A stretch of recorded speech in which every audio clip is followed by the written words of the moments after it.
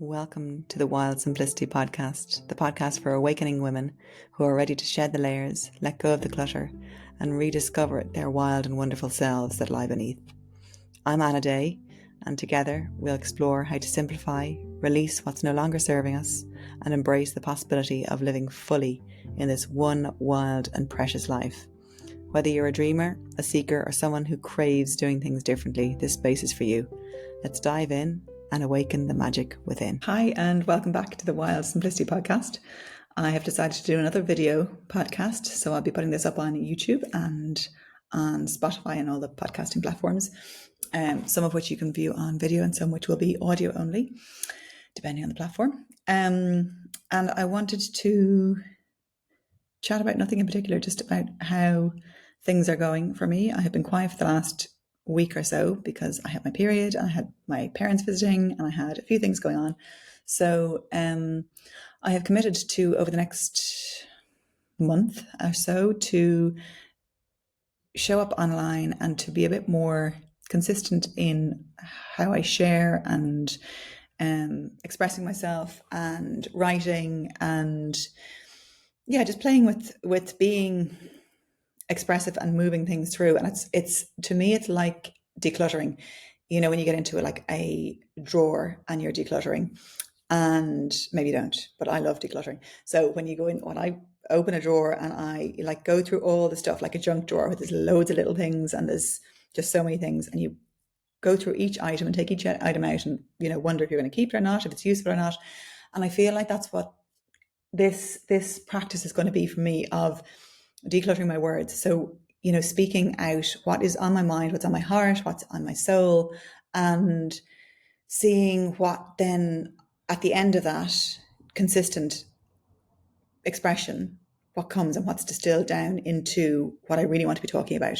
And I do know what I want to be talking about. I want to be talking about, obviously, simplicity and reclaiming our wild selves and living a conscious life, conscious parenting, breaking patterns, deconditioning, all that sort of stuff, the human condition, like all that is what I want to be talking about. So I know the overarching themes, but there is something I think that will distill down from this. And what I usually do online is share when I get the urge. So I really like listen to my body and know when the time and the urge is there. And I wait for that rather than creating that impetus within myself and creating that energy. Sometimes I create the energy to do it, but mostly I work very closely with my cycle. So when I'm have my period, I'm very good at going inward, and I mean, it's easy for me. I just don't want to be interacting with people, and I want to be in a cave. And having children is one of those things where I don't mostly get a choice in that. I have to go out and, you know, bring them to school and back and to different places, and they want to go places and do things, and we compromise sometimes. But yeah, so there's the going with my cycle. But then that often leaves me with times, more often than not, I want to be in my hermit mode. And in human design, I'm a manifesting generator 6-2. So the 2 line, the hermit, becomes very prominent and very easily prominent, because it's also, it's something that I need. I need a lot of time alone, but it's also a hiding mechanism for me to be inward and to really be like, no, but I have this 2 line, so I need to be inward and quiet. And so both those things are true, but I want to play with now how it would be if I show up regularly and daily. I'm going to show up daily, either through posts or through video podcasts or through voice podcasts or through writing on Substack. And I have a Substack page account, and I started writing at that last week or the week before last. And yeah, so just playing with all this and seeing what comes from giving myself a little bit more of a gentle push to share my voice and to keep creating for the sake of just creating, nothing else. It's a practice for myself. It doesn't matter who's watching. It doesn't matter who, if no one sees this, it doesn't matter. It's for me. And I feel like it feels like something important, and it just feels like the next step for me to do. So I am in a container at the moment where there is going to be 40 days where we're all together sharing, and people are doing different things. People are doing vision boarding. People are doing just journaling themselves for their own private consumption. Some people are doing it online. And it feels like a fun experiment. So that's what I'll be doing, and sharing more about my story maybe, and what parts that I feel. Obviously online we're sharing like a fraction of our lives. Like we're really seeing not very much of what people's real lives are like. So it's an interesting space to be in, and an interesting era to be in, where we are online but sharing snippets and highlights, and a very small portion of what our life is about, because you're not seeing my day to day. You're not seeing when I wake up in the morning what I do. You're not seeing how I interact with my kids, with my husband, with people I see out in the streets and everything. You're not seeing the things I do, just random things. Like this is very much a snippet of my life and everyone's life you see online. So remembering that, but playing with that and allowing that to be okay, and showing vulnerability, but enough vulnerability that feels okay and safe, because we're still online. It's still like mental out here. It's the Wild Wild West. Like, what the hell? Who knows? It's all relatively new for a lot of us, those of us who didn't grow up with social media and with being online when we were younger. So, yeah, I'm just really curious about the whole thing. And I'm really feeling the urge to declutter as well. So not just with this whole, like through my words, but also in my home and my environment. I'm really feeling the urge to let go, to bring in more simplicity and more of my own medicine, like the wild simplicity. It needs to be brought back in another wave, another version, another upgrade. So yeah, it feels like there's a software upgrade required of wild simplicity in my life, and the next version is here with some tweaks and to fix some bugs. And I need to get into it. There's a cupboard in the hallway down there which is full of stuff, and I don't have that many things. I do have books. I have loads of books, and I'm pretty much addicted to books. That's the thing. I cannot stop buying, and not any books, like non-fiction books. I just can't get enough. And I don't read most of them to their fullest. I tend to dabble, whether that's manifesting generator style, like it'll, dabbling and tasting a bit of everything, whether that's neurodivergence, where that's, I don't know, whatever it is, it's me and I enjoy it. But there are some books I do read from start to finish. And there are a couple of books I have recently. This one, The Next Conversation by Jefferson Fisher. Don't know if you follow him online. He's amazing. And because I love communication so much, and I love clear communication, and I'm learning to communicate clearly because that was not modeled to me and most of us growing up.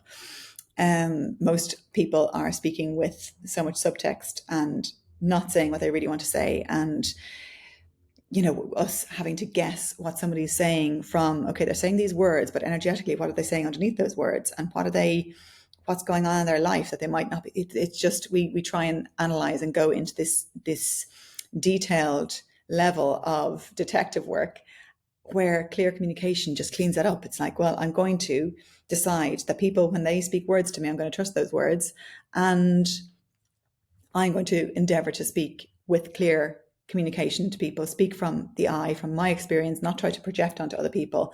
And that was actually coming up for me recently in the last couple of weeks with the kids, and how much toys and how many toys and how much stuff they have in the house, and how it's accumulated again, and it's gotten a little bit in a bit of a disarray.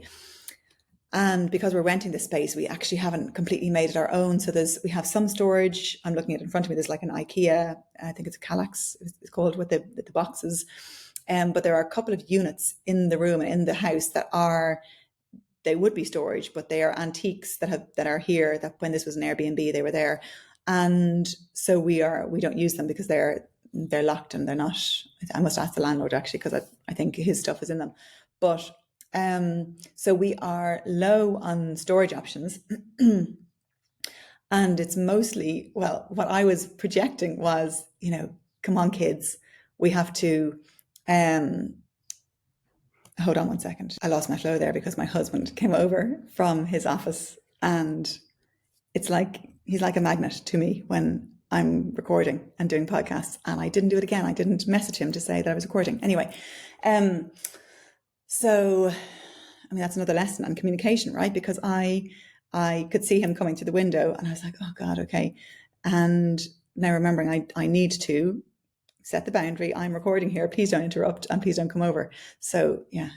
So what I was saying about the kids, yes, and their toys and seeing so much and being really like frustrated. And the other day I got really, really frustrated with their toys because I came back home, I had been out, and they just had gone from game to game, from area to area, and were just had stuff everywhere. And I just could feel the rage, growing inside of me. And went into the whole narrative of, I need you all to pick up after you. I need you to tidy up once you're finished one thing and move on to the next. I can't do it all, blah, blah, blah. Martyrdom. And really, and a lot of it valid. But I since then, have gone into this whole, right, I need to sort out the kids' toys and really focusing on them and their space and what they are not doing and the accumulation of their stuff. And then I was like, hold on. The other day, I was like, what's the Taylor Swift song? It's me. I'm the problem. It's me. And I was like, it is me. It's me. I want to declutter my stuff. I want to simplify my stuff. It is about them as well. There are definitely can be toys removed and moved. And they found a box recently. So I recommend, I don't know if you've heard this, like that I put a box of toys away. And if they're not using stuff, I put in a box and I wait for, a month or two. And if they actually usually longer, because at this stage they're getting a bit older. When they were younger, I could do it within a month. If they'd forgotten about the toy, I would let it go if it was something that wasn't special or wasn't, something I wanted to keep as well. So now I keep it for a few months. But the other day they found this box and it was up at the top of my wardrobe. And they've never gone there before. They've never touched it. But my son is getting taller and he just reached up and took it down. And Pandora's box opened it up. There was loads of stuff. Random little, those little tiny tacky toys, little small things they picked up. And so it's all back in circulation again. And it felt really, that was what actually activated me a lot that evening when I came home. It was so, I was just so disappointed and so exasperated from them having found this box that I was so ready to let go. Anyway, so that's back in circulation. But the thing was allowing myself to realize what's going on with me, the irritation inside of me. Also, what feelings am I feeling inside? Or am I not feeling? What feelings are in me that I'm not addressing, that I'm getting irritated with people outside me, that projection, of my feelings. So over the next couple of weeks, I'm going to let go of some more, simplify, look through my books as well and see which ones I need and don't need. I actually did buy a fiction book recently. I ordered it into a shop in Cascais here, an English bookshop, English and Portuguese bookshop, Anne of Green Gables. I've never read it and I'm so excited to read it. I'm so excited to get a nice fiction book that is something, I really wanted to read a classic and something that is just lovely and cozy and warm and delicious and supportive, and not something that is with no substance. For me, it needs to be, because I'm so highly sensitive, it needs to be something that at night time I can read and not have my mind completely come alive and activated and go into wild, crazy dreams about. It needs to be fairly level playing field of ease. So I think that's what Anne of Green Gables is, but let's see. So there are some books that I will want to, no, there probably aren't any books I want to declutter, but I'm going to see if I can declutter one or two perhaps and then pass them on to people. But really it's stuff that I've accumulated over the last while. I don't even know what's in that wardrobe, but there's in the cupboard. But there are some things from speech and language therapy as well. I've held on to some of my notes and I've whittled it down a lot, but some of my notes, my books, and I think I'm going to keep some of those things because I do feel an urge to dabble back into speech and language therapy, or at least into the communication aspect and how we as parents, caregivers, people who interact with children and each other can use a lot of these techniques of interaction and communication. So anyway, I'll keep you posted as I go and declutter that. But it's just interesting, me wanting to, really spill out all of my irritation onto the kids and make them the problem and actually not look at my own stuff. So I'll look at my own stuff first over the next couple of weeks, and then I will look at their stuff and see that they are also part of the problem. That's fine, because we are a little, family organism working together in unison and moving around each other, and there's lots going on. So we'll just see what we can do. But I am feeling that energy of wanting to renew, let go, and really get down to the essence of me. And so I guess that's what this is as well. It's trying to get down to the essence of who I am, what I'm here to share, what my message is, what my why is, bring more clarity in. And that has always come through for me when I have decluttered and have let go of things in my environment and things I've been holding on to. Even my wardrobe again has gotten a little bit, I've gotten a couple of bits over the last while, and I don't need it all. I just don't. I don't necessarily want to go down to a capsule wardrobe, but I do want to be the clothes I'm in. I want to absolutely love putting them on, and I want to feel really good. And I am embracing living deliciously at the moment as well. Another book that I have gotten over the last few months, Florence Given's Women Living Deliciously. So good and such a beautiful book. I'm using a pink pen to highlight the page. If I find any bits, I highlight it in pink, underline it in pink. And it's such a beautiful book. It's so colourful and just like, look at all these pages. So gorgeous. So I read that every morning after my morning pages. But embracing that living deliciously and feeling delicious in as much of my day as I can, and bringing deliciousness into the mundane, into the parts, the things that I have to do, the things that feel kind of heavy, and like the laundry and the washing up, the putting on the loads of the dishwasher, the preparing food, etc. And how can I bring more deliciousness into that as I look at the clothes horse outside there full of clothes, like, oh. So it's real, when I go outside now to do that afterwards, how can I do that deliciously and really bring play and, I don't know, just bring a different energy to it. So I'm playing with all of this sort of stuff. Everything seems to be up for grabs at the moment. Everything I feel like I need to just go through everything in my life, inside me, inside my cupboards, and just keep the things that I really love, that I really need, that I really use, and let the rest go, and feel safe in letting go as well. That's sometimes difficult, because I could feel I did a little bit the other day in my wardrobe, and I held onto a dress that I bought probably a year ago. The tag is still on it. That's really unusual for me. I don't tend to buy things and keep tags in them for a while. I usually use clothes I buy. This one, for whatever reason, I bought it in an airport actually, so I couldn't bring it back. And it's really nice, but it's not totally comfortable on. It's not something I can move so freely in. And I took it down. I was like, okay, I can give that to the charity shop. And I was like, no, the label's still on it. And like all the things I have done with clients over the years, doesn't matter if there's a label on it, let it go. You've spent the money, it's gone already. But I went through that mindset myself, and I put it back up on the hanger and said, maybe I'll wear it, because it is gorgeous and it is very playful. It's lovely. It's blue. Anyway, so there's a lot moving and a lot going on, and a lot of awareness of how I am falling into old patterns and falling into ways of being that I have moved out of over the years, but they're coming back at the moment, and to be looked at, and to really become clear on how I'm living and how I am being in the world and being in my life. So I will keep you posted on the next level and the next software update of me and decluttering and simplicity. And I would love to know if you are feeling a similar energy at the moment, or if you're feeling the complete opposite and you are feeling in just, not feeling any impetus to move or take action. Like, where are you on that scale of taking action to being stuck and not wanting to move at all? Because it's all relevant, it's all warranted, it's all welcome.